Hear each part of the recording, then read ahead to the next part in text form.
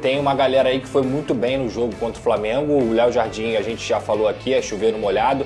Mas o Hugo Moura fez uma partida sensacional também, espetacular de preenchimento no meio campo. O Jair foi o cara escolhido pelo Fábio Carille para ocupar essa vaga aí do Tietê e do Paulinho. Principalmente do Tietê, que infelizmente está passando por um problema que a gente tem que desejar muita força aqui com a família dele, e também o Paulinho, que não vem fazendo um grande 2025. Então o Jair, quando entra, ele não tem a intensidade e a transição do Tietê e do Paulinho, mas ele é muito mais qualificado tecnicamente, e isso faz com que o Vasco tenha um meio campo mais lúcido. Quando o Vasco recuperava a bola do Flamengo, em vez do Vasco se livrar da bola, a bola caía no pé do Jair e ele tranquilizava o jogo. Então se defender não é só você dar bote, você dar carrinho, você fazer uma jogada de raça e tudo mais. Se defender também faz parte com a bola. Quando você equilibra com o adversário, quando você dá uma tranquilidade, e o Jair foi essencial nisso, e o Hugo foi aquele cara pegador que jogou muito também. De forma geral, Fernando, eu acho que o Vasco da Gama fez um primeiro tempo muito equilibrado com o Flamengo, foi um jogo muito equilibrado, um jogo bom de se ver. Eu estive lá no Maracanã, assim como o Vene também, assim,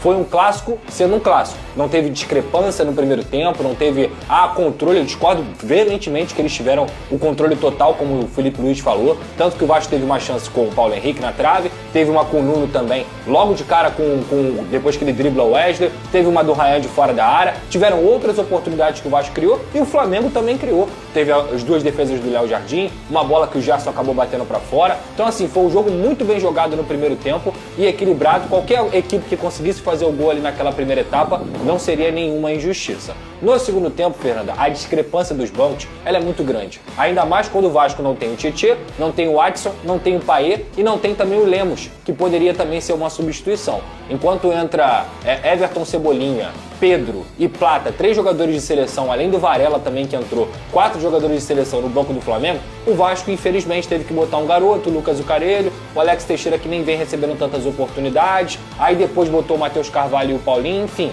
É uma discrepância muito grande que isso se transformou no segundo tempo, aí sim, onde o Flamengo teve até um amplo domínio. Mas mesmo tendo um amplo domínio, o Vasco também conseguiu fazer algumas escapadas e falta um toque final. Eu acho que tudo isso tem a ver com a qualidade dos jogadores, porque o técnico ele monta o plano de jogo para que os jogadores cheguem no terço final e consigam decidir. Nem pelo lado do Flamengo e nem pelo lado do Vasco isso foi feito. E no segundo tempo, o Léo Jardim brilhou, sendo o melhor jogador da partida. Mas de forma geral, eu não diria que tem que comemorar nada, não tem que comemorar absolutamente nada. O Vasco tem muito a melhorar ainda, mas se tratando com a discrepância que existe entre os elencos, um ponto para o Vasco tem que ser valorizado, não comemorar.